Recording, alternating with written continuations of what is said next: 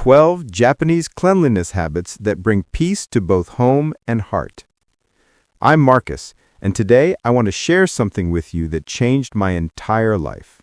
My name is Kenji. I'm 72 years old, born in Osaka, Japan. And I discovered that peace isn't something you chase. It lives in your own home, waiting for you. It comes from the simplest habits most of us forgot or never learned. This is Seniors Cleaning Hacks, and what I'm about to share isn't about perfect houses, it's about peaceful lives. If you're ready to transform how you live and maybe inspire your family too, hit subscribe right now. And stick around, because the final habit might just change everything. The philosophy. Where I grew up in Osaka, cleanliness meant everything. Not just keeping things tidy, it was about how you lived, how you treated people, how you respected your space and everyone who would use it after you. In my school, we had no janitors. We cleaned ourselves. Every single day after class, we swept, wiped, and scrubbed together. Nobody complained. We were taught that taking care of our shared space was an honor. At home, the rules were simple. Remove your shoes at the door. Carry your own trash. Never leave a mess for someone else. And here's the important part. We didn't do this because of rules. We did it because we were taught that a clean space is a gift for the next person. Now at 72, these habits are still part of who I am. When I look at the world changing so fast, I wonder, what if more people lived this way? What if a few simple habits could bring more peace into our homes, more respect into how we treat each other? That's why I'm here today. I want to share 7 life-changing habits from Japan that shaped me completely. They're not complicated, they're beautifully simple, and I believe they'll inspire you too. Please like this video and subscribe to Seniors Cleaning Hacks. The wake-up call. I visited my son in California a few years ago. His home was beautiful, modern, everything you'd want. But something felt wrong. Shoes scattered by the door, mail piling up on the counter, a sink full of dishes waiting for Saturday. I asked him, "Why do you wait to clean?" He shrugged. "Dad, that's how life is here. Too busy. We clean on Saturdays." That night, while he slept, I quietly wiped the counters, arranged the shoes, folded the blanket. In Japan, we don't wait for the weekend. We clean as we live. The next morning, he noticed. He smiled and said, "Dad, it feels better in here." That's when I understood. What I thought was just cultural, just the way my people do things, could actually change someone's entire life. Not just their house, but their heart, their peace. Cleanliness for me has never been about perfection. It's about peace, real peace. That visit became the moment I knew I had something worth sharing. Not as rules, but as a quiet way to bring calm into everyday life. Habit 1. Removing shoes at the door. Let me start with the first habit, the simplest one. Removing your shoes at the door.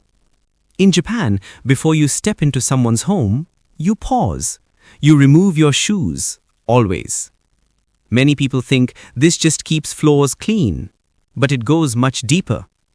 When I was young, my grandmother told me, "Leave your dirt at the door, not just from your shoes, but from your day." Taking off your shoes is a pause, a moment to separate the outside world from your safe space, a gesture of respect. In traditional Japanese homes, we have a genkan, a small entryway where shoes come off. Sometimes we offer guests clean indoor slippers. In some homes, we even have separate slippers just for the bathroom. That's how intentional we are. When I visited my son's family, I saw his kids running around with muddy sneakers. So one evening, I told them an old story from Osaka about spirits that live in homes and how we must care for them. The next day, they left their shoes at the door. Not because I ordered them to, but because it meant something now. That's what matters most. Start with a small mat by your entryway. Add a shoe rack. Get some indoor slippers. It's not just cleaner, it's quieter, more peaceful. It tells your mind and body, you're home now. Breathe. Habit number 2, the 2-minute daily reset. In my home in Osaka, we don't have cleaning days. Every day is a cleaning day, but not in a stressful way. Not with buckets and gloves, not that exhausting Saturday where you try to fix everything. No, it's smaller, quieter. We wipe the table right after dinner. We put things back where they belong immediately. We sweep gently before bed. These actions take maybe 2 minutes, but they save hours of stress and give you something more valuable than time: peace. I remember my American grandson struggling to keep his room clean, so I gave him a challenge. Every time you leave a room, leave it 1% better than you found it. At first he laughed, but he tried, picking up a sock here, pushing in a chair there, straightening a pillow. One day he came to me and said, "Grandpa, it feels nicer in here. I can think better." That's exactly right. Tidying isn't just about your space. It's about your mind. When your surroundings are calm, your thoughts slow down. Your heart softens. It feels better. Start small. Wipe your kitchen counter after every use. Put the remote back in the same spot. Make your bed as a gift to your future self. No pressure, no perfection, just presence. Habit number 3, carrying your trash. When I first visited New York City, I was surprised by something.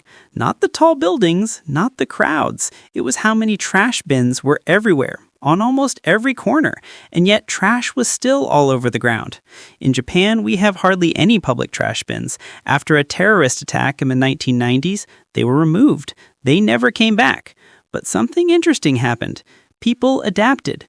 We started carrying our trash with us until we got home. Yes, even gum wrappers, even empty coffee cups, because public space is shared space. What we leave behind says something about who we are. When I told my American friends this, they asked, "Isn't that annoying?" I smiled. Maybe, but then you get used to it, and you start to feel proud, because cleaning up after yourself in public is quiet dignity, a message to the next person. I was here, and I cared. I carry a small reusable bag in my pocket. It weighs nothing, but it holds my responsibility. My granddaughter does the same now, not because I told her to, but because she saw me do it. That's how habits spread, through example, not through rules. So if you're at a park or beach today, try carrying a small bag for your trash. It's such a simple act, but it makes you feel aware, connected to the space, grounded. And slowly the world becomes a little bit cleaner, not because someone else cleaned it, but because you did. Habit number 4, the handkerchief. When I was a boy in Osaka, my mother wouldn't let me leave the house without 3 things: my lunchbox, my school bag, and always a handkerchief. To us, it was as essential as wearing shoes. You never knew when you'd need it: to wipe your hands, to dry your face, to clean a mess nobody else would notice, but you would. Today, at 72, I still carry one every single day. In Japan, a handkerchief isn't just for yourself. It's a gesture, a quiet promise. Wherever I go, I will leave things better than I found them. You see it in everyday life. A man wiping the sink after washing his hands in a public restroom, not because anyone asked, but because it's right. A woman gently patting down a train seat before she sits, not with judgment, with care. Once in Los Angeles, someone saw me drying my hands with a cloth and asked, "Why don't you use paper towels?" I said, because this one I can wash and reuse. It doesn't end up in the ocean. They paused and nodded. It's such a small thing folded in your pocket, but it changes how you move through the world. You're always prepared to clean, to care, to think of others. Find a cloth you like. Keep it with you. Use it to wipe a table, dry your hands, offer it to a grandchild, not just to stay clean, but to stay present. Because every time you take out that handkerchief, you're reminding the world and yourself that small care still matters. Habit number 5, cleaning as family love. In Japan, we teach children to clean not as punishment, but as pride. I remember being 6 years old, holding a tiny broom almost as tall as me, sweeping classroom floors with my classmates. No janitors, no complaints, just small hands working together. Quietly, respectfully, we felt important. We felt like we belonged. In Japanese culture, cleaning isn't beneath anyone. It's part of being human, part of being together. When I visited my son's family in America, I noticed something sad. His kids were told to clean their rooms, but it felt like battle, like punishment. There was resistance, arguments. So one Sunday, I tried something different. I said, let's all clean the kitchen together. Then we'll make pancakes. We put on music. We made it fun. We didn't call it cleaning. We called it resetting the house. My granddaughter wiped counters with care. My grandson folded towels with pride. Not because they had to, but because they were part of something shared. Afterwards, over pancakes, I told them, in Japan, we clean the places we belong to because we love them. Their eyes lit up. Now cleaning had meaning. Now it was an act of love. If you want peace at home, make tidying a family moment. Set a timer for 10 minutes each day. Turn on a favorite song. Everyone picks one task. Then share a meal, a laugh, a memory. Because in those quiet moments, we're not just teaching cleaning. We're teaching care, teaching pride, teaching love. Maybe years from now, your grandchild will remember wiping that table with you long after the crumbs are gone. They'll remember how it felt to belong. If you have kids or grandkids, share this video with them. Comment below about one chore you could turn into a family moment. Habit 6. Minimalism. Having less means feeling more. A few years ago, I opened a drawer in my house and couldn't remember the last time I used half of what was inside. Old batteries, single chopsticks, papers from a decade ago. And I thought, why am I carrying all this? Why am I holding on to things that don't carry me forward? That day, I began a quiet process. One drawer, one shelf, one corner at a time.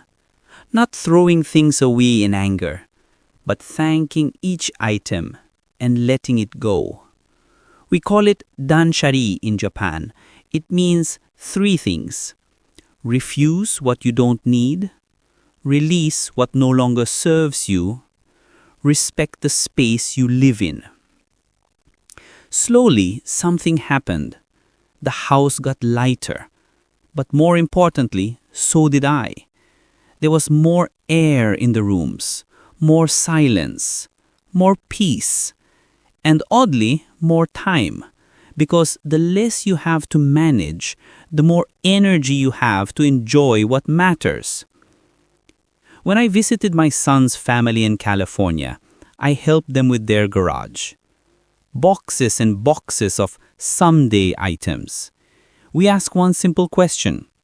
Have you used this in the past year? If not, we thanked it and let it go. After a few hours, the space felt completely different.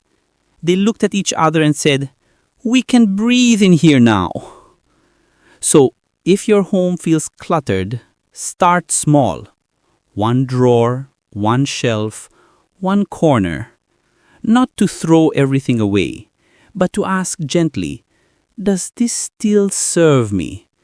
Because when your home is quiet, when it's not full of excess, your mind can finally rest. That's not just cleanliness, that's freedom. Habit 7. The legacy. Respecting shared spaces. When I was a teenager, my father told me something I didn't understand at the time. He said, "Kenji, leave a space better than you found it. Just do this, and someone will always be grateful, even if they never know your name." At the time, I didn't get it. I was young. But now, at 72, I understand completely. Every clean space I've left behind was a gift to someone else. A park bench wiped dry before rain. A public restroom left spotless after a dining table. Each action said, I was here, and I respected this place. I cared. In Japan, we don't think of cleaning as someone else's job. It's everyone's job, a shared duty, a quiet form of gratitude. I've seen people in business suits picking up trash at train stations, school children scrubbing floors without being asked, monks sweeping temple steps every morning, not because they're dirty, but because the act itself is sacred. When I visit other countries, I see the power this mindset could have. What if we all treated shared spaces like sacred ground? What if wiping a table, picking up litter, or folding a blanket became a daily ritual of respect? It's not just about being clean. It's about being kind, being thoughtful, being part of something bigger than yourself. Cleanliness isn't a habit. It's a legacy. Every small act you do today shapes the space the next person will walk into. And maybe, just maybe, they'll do the same. Because the world doesn't change through big, grand gestures. It changes quietly, gently, one clean space at a time, one person at a time. So, I leave you with this. Start today. Pick one of these habits, just one, and watch what happens. Maybe you'll remove your shoes at the door. Maybe you'll carry a small cloth with you. Maybe you'll make cleaning a family moment. Start small, be consistent, and let the peace follow. Subscribe to Seniors Cleaning Hacks for more wisdom. Share this video with someone you love. Comment below and tell me which habit resonates with you the most.